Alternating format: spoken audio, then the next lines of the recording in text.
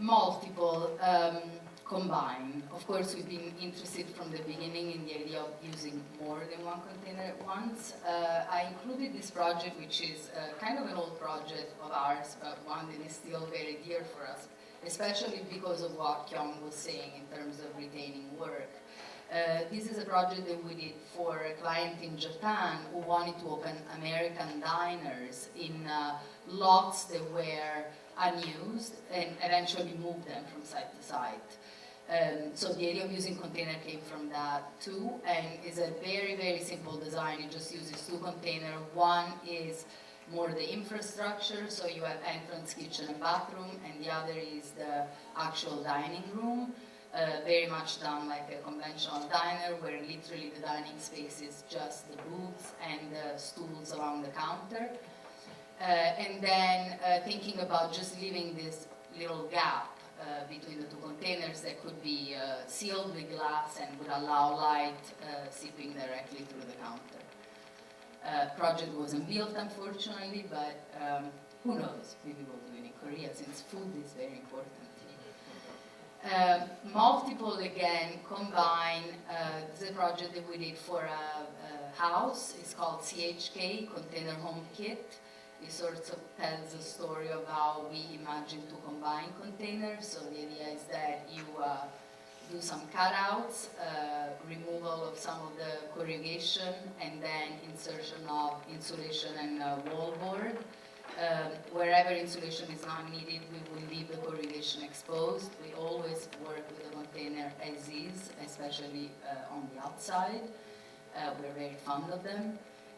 And the idea is that the house is modular, so it goes from 2 containers to 4 to 6 to 8, changing in square footage from a minimum of 640 to a maximum of almost 3,000 square feet. So you see it as it shows in the various configuration. Of course, the other fantastic thing is that being steel boxes, you can color them however you want. So the outside can be highly customized.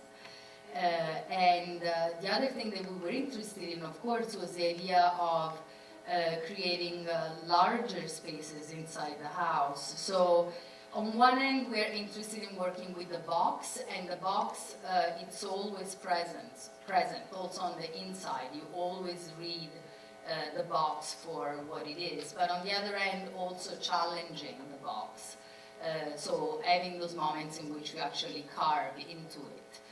To allow larger spaces to be created. So in this case, for instance, you see the structure of the container, you read the modularity, you can see how many there are, but at the same time you are in a much more open living space in which both horizontal and vertical partitions are taken down, and you have double height and triple wide spaces. Stack. Back to containers, on a more personal note, Giuseppe and I entered the world of containers accidentally. We had already been working on low-tech for a couple of years and had been obsessed with industrial leftovers.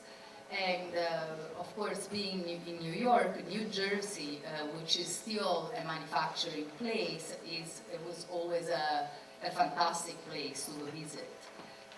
So in one of our visits to New Jersey in the early 90s, it was a Sunday morning, beautiful winter Sunday morning. You can see the sky was fantastic, and we happened to come across this container depot that was actually empty because they weren't working on Sunday. And it was a really fantastic experience because we felt that it had a really urban scale. You know, we saw the piazza, we saw the avenue, we saw the little street, we saw the little corners, we saw the big facades.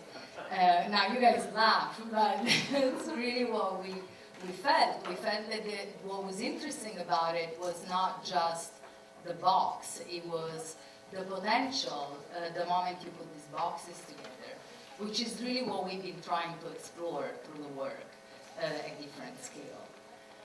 So multiple stack, I'm going to show you 3 projects that we've been working on that deal with urban infill, which is another interesting theme and something that has a lot of connection also with APAP. This is a project that we're currently working on in New York. What you see on the screen is the site, which is an insane site. It's basically a leftover site from when Houston Street was enlarged, and of course they cut a lot of the existing buildings. And pretty much in every other corner or end of the lot, the lot edge condition has been dealt with, but this is one of the few sites in which nothing was ever done. So there is this leftover fringe that is empty.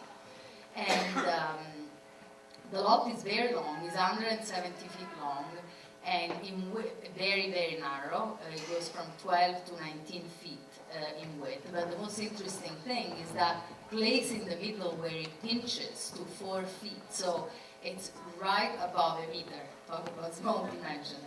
So you have this 170 feet long lot with this point of pinching, and a lot of restrictions of all sorts, including the fact that it's sitting right on top of the subway stop. Therefore, the MTA, the transit authority, is very involved and all of that. In any case, the idea was to use the containers. We call the project a billboard building, and the idea was to use the containers to develop this light and simple structure where the real estate value would come more from the kind of from advertisement and from the idea of making a building that is more about information rather than content, because its square footage is very, very limited. And the way it would operate as a kind of landmark and billboard system, both for information and advertisement within the city. The short ends where the light boxes are would actually be a public art program. The building is very close to the new museum and the new Cooper Hewitt, so the idea that, Cooper Union, sorry, the idea is that it ties into this kind of cultural moment. It's in the work, so keep fingers crossed.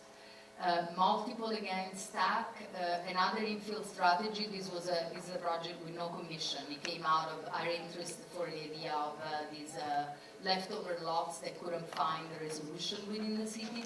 This is 42nd Street and 5th Avenue, and there was at grade an urban market, and we thought it would be interesting to really expand on that idea. So this actually uses 20-foot containers and creates this kind of vertical shopping experience, but at a very small scale. Multiple again, stack. This is the last of the infill strategies, and it was actually a city ideas competition for a way to deal with different kind of lot infills. The more typical, which is a townhouse size, or the end of the block, or the empty slate. In all the 3, basically the idea is to use a modular system where there is one container that is entry, one container that contains the wet areas, and then multiple containers that contain the bedrooms to create this kind of larger assemblies. Move and stack, we go back to the containers, and I guess also here, this is just a series of images, the idea of this efficiency and the idea of mobility, which is